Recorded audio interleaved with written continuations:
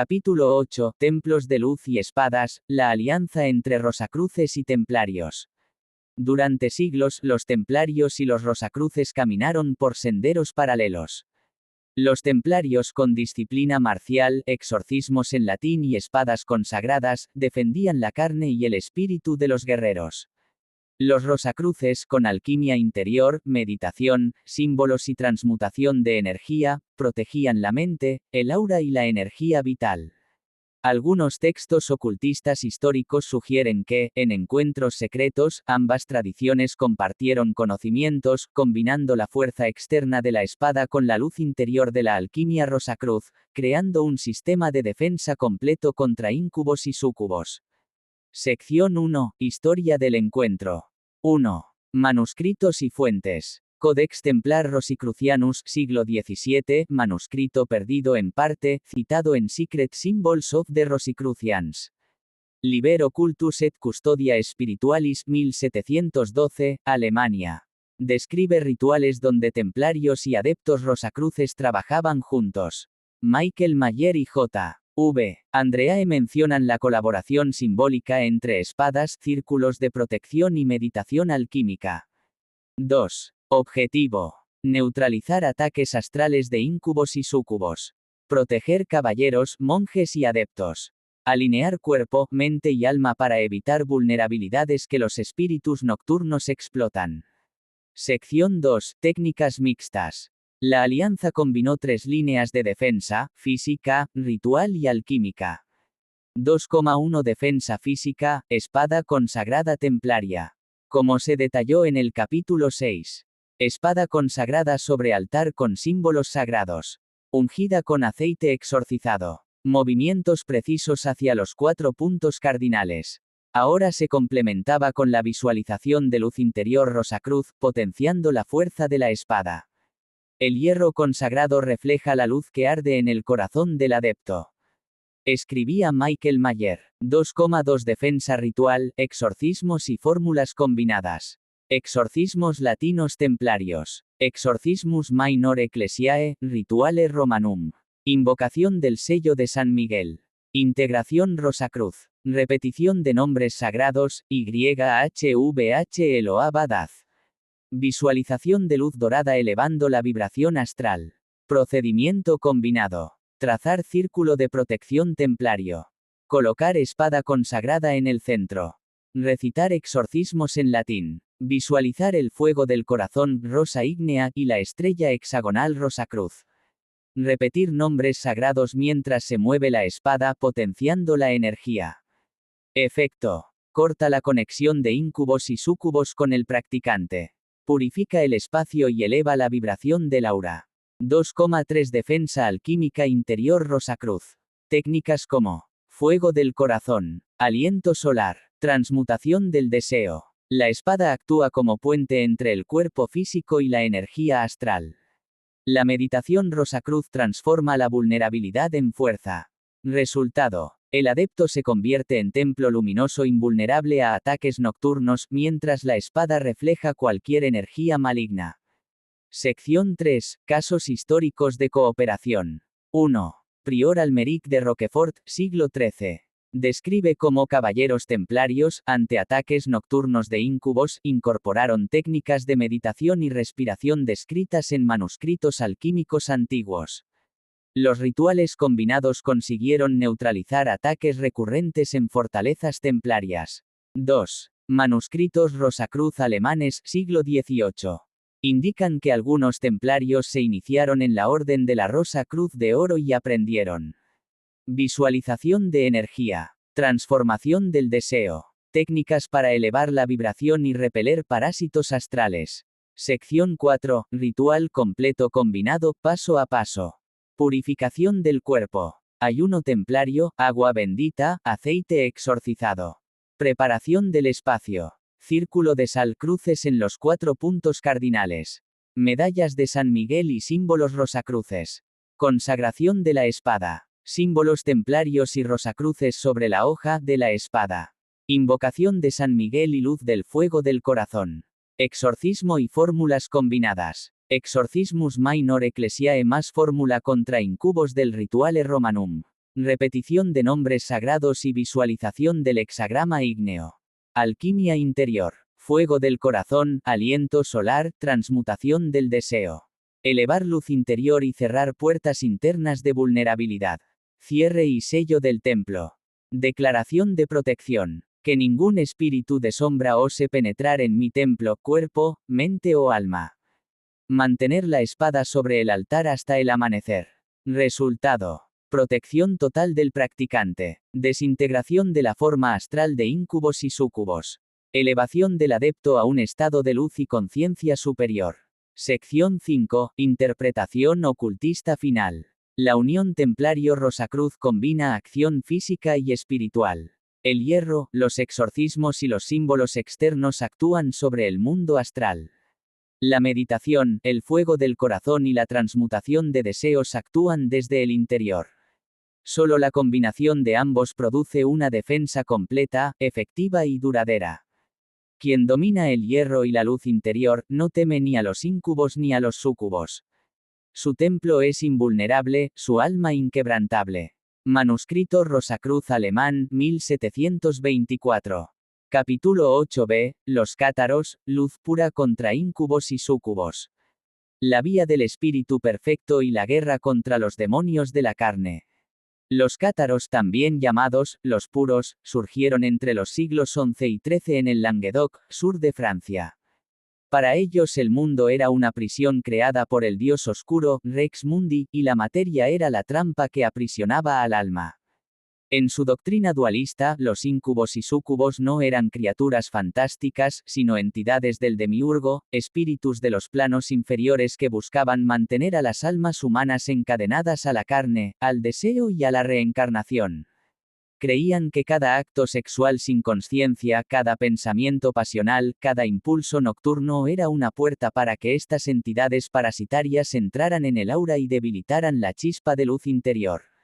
Por eso, los cátaros desarrollaron técnicas espirituales para disolver, quemar o expulsar estas fuerzas.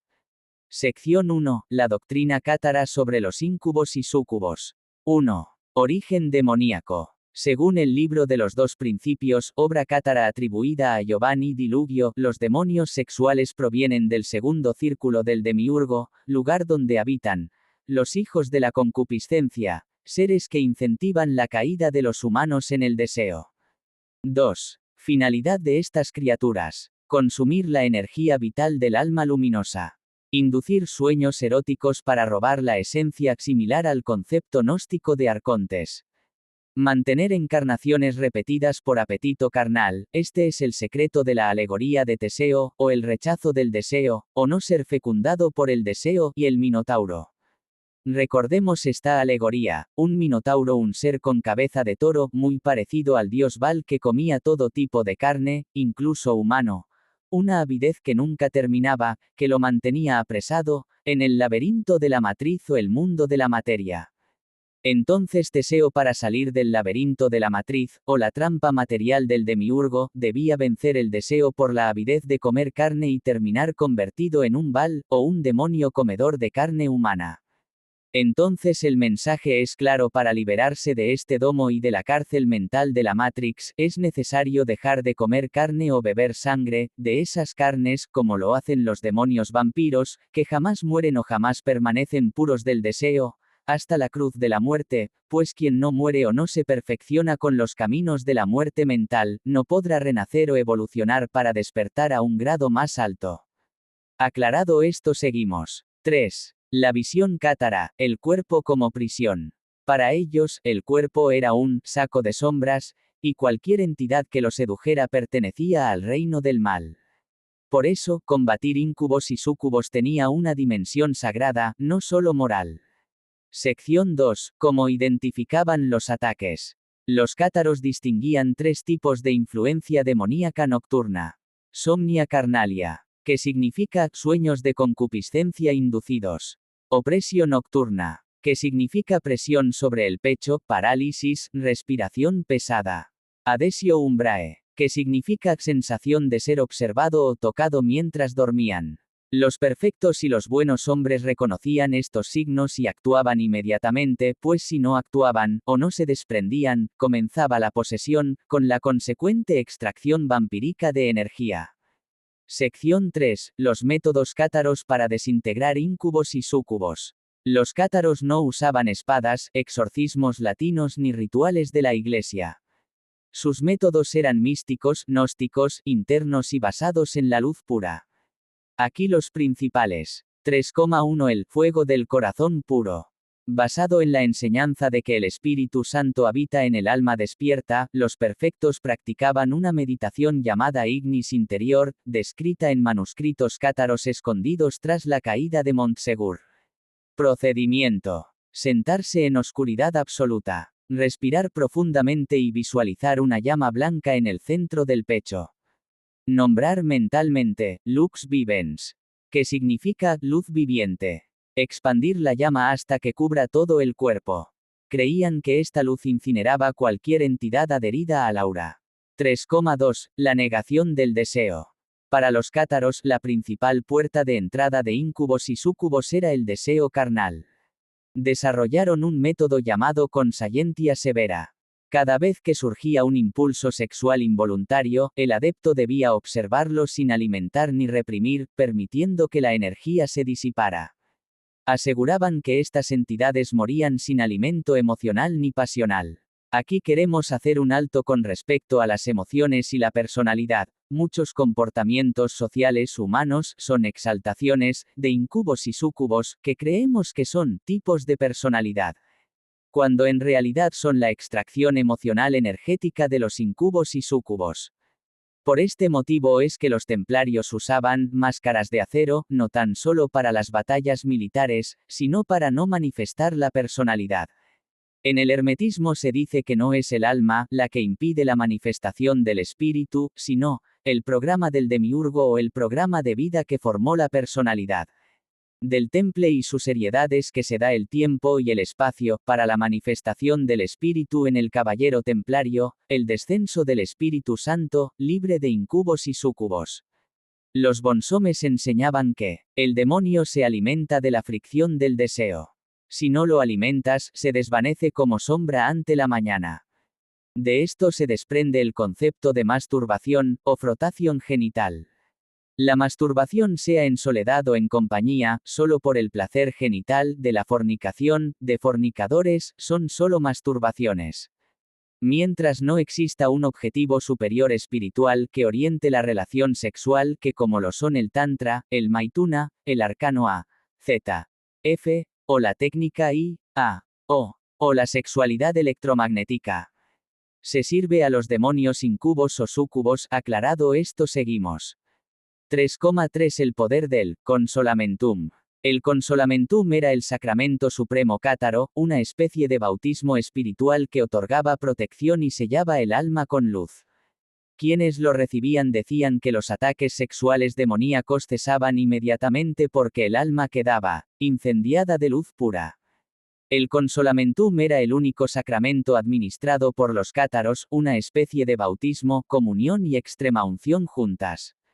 De modo diferente que en los sacramentos de la Iglesia Católica, este bautismo no necesitaba agua, se requerían únicamente algunas palabras y el Evangelio de San Juan. Esto se debe a que los cátaros eran seguidores de una iglesia alternativa a la Iglesia Católica, dualista, gnóstica sin jerarquía, que según ellos fue iniciada por San Juan y Santa María Magdalena. No participaban en los sacramentos católicos ya que detestaban a la Iglesia de Roma. Según los cátaros, el consolamentum era el bautismo del Espíritu Santo. Este ritual fue tomando diversas formas y proviene, en su origen, de algunos grupos sectarios cristianos que desconocían toda jerarquía eclesiástica. Pese a que el consolamentum era un único sacramento, era administrado en dos circunstancias diferentes. La primera era solo para los creyentes más fieles y abnegados. Se administraba a iniciados ascetas de ambos sexos que habían llegado a la edad adulta, los cuales, una vez bautizados, se convertían en parfait perfectos. Los parfait debían ser vegetarianos, célibes y dedicar sus vidas a viajar y enseñar las doctrinas cátaras. Los Parfet eran los líderes de la comunidad cátara. La gran mayoría de la población no recibía el consolamentum hasta la hora de su muerte. Una vez que se administraba este sacramento a los moribundos, a estos se les asignaban idénticas tareas que a los perfectos, si bien es obvio que no se esperaba de ellos que fueran a viajar o predicar anunciando su doctrina desde su lecho de muerte.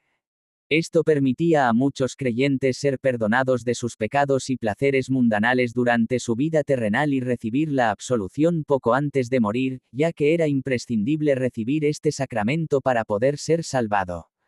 En algunos casos durante los últimos años de los cátaros, antes de que fueran condenados por herejía, el enfermo que estaba a punto de morir iniciaba un ayuno total tras recibir el consolamentum. Esta práctica se conocía como endura, y era una forma de ritual de suicidio para asegurarse el tránsito a la nueva vida y la reunificación con el Dios del bien. Este ayuno era una alternativa válida para ganarse el consolamentum. Sin embargo, una escuela gnóstica conocida como Lectorium Rosicrucianum, señala que la endura no es un suicidio y nada tiene que ver con la muerte física, por el contrario es una muerte mística, es la entrega del yo en autoofrenda, es la muerte del yo de la personalidad, una entrega del alma mortal y perecedera para el renacimiento de un alma inmortal e imperecedera y la entrada en una nueva vida, perfecta, santificada, para el servicio a la humanidad. El ritual incluía imposición de manos, oración del Padre Santo en occitano, compromiso absoluto con la vida de pureza. Se decía que, tras recibirlo, el aura brillaba con un tono plateado visible para los perfectos. 3,4. Ayuno de sombra. Los cátaros realizaban ayunos prolongados para debilitar las influencias de la materia y fortalecer el espíritu. Creían que el ayuno quebraba la influencia del demiurgo. Los íncubos y súcubos no soportaban frecuencias vibracionales limpias. Ayunos comunes. 3 días cada luna nueva. 10 días antes de recibir iniciaciones. Estos periodos debilitaban profundamente a los parásitos astrales. 3,5 cantos cátaros de desintegración. Como se registra en los ritmos de la consolación cánticos en occitano, usaban entonaciones de notas vibracionales elevadas, similares a mantras, que, según ellos, rompían la forma astral de los demonios. Ejemplo, occitano cátaro. Luz de die claror eterna. Que los spirits del ombra fullison. Luz de die claror eterna. Que los spirits del ombra fullison. Luz de die claror eterna. Que los spirits del ombra fullison. Que significa luz de Dios, claridad eterna. Que los espíritus de sombra huyan. Se entonaba 3 veces antes de dormir. Sección 4. Amuletos y protecciones cátaras. Al contrario que otras corrientes medievales, los cátaros casi no usaban objetos mágicos. Pero sí existían 2 excepciones. 4,1 La cruz de los puros. Una cruz sin figura, de 4 brazos iguales. No representaba al Cristo crucificado del mundo material, sino al Cristo lumínico, eterno y no nacido. Colocada bajo la almohada, se decía que creaba un campo de luz pura donde los demonios del deseo no podían entrar. 4,2 Las piedras blancas de Montsegur. Fragmentos de cuarzo blanco recogidos en la montaña sagrada de Montsegur. Los perfectos enseñaban que esas piedras almacenaban la luz de los mártires, y podían repeler entidades densas. Sección 5. Testimonios medievales sobre la guerra cátara contra demonios sexuales. 1. Crónicas de Guillem de Peyrepertuse, 1229. Uno de los perfectos escribió: las sombras vinieron a tentarnos de noche. Ardimos con la oración, y no pudieron tocarnos más. La luz pura las consumió. 2. Relato de Hughes de Vaux, 1242. Narru que, tras recibir el consolamentum, dejó de experimentar presiones nocturnas y susurros lascivos. 3. Declaraciones inquisitoriales de Prades, 1246. Documentos de la Inquisición mencionan que los cátaros expulsaban demonios nocturnos sin cruz ni agua bendita, sino por pureza y canto. Sección 6. Filosofía final cátara sobre la desintegración de íncubos y súcubos. Para ellos, los demonios sexuales son sombras del deseo humano amplificadas por el demiurgo. No se combate sombra con violencia, sino con luz y pureza. La castidad espiritual no es represión, sino despertar de la verdadera identidad divina. Su enseñanza final. Un alma que recuerda su origen no puede ser tocada por sombras.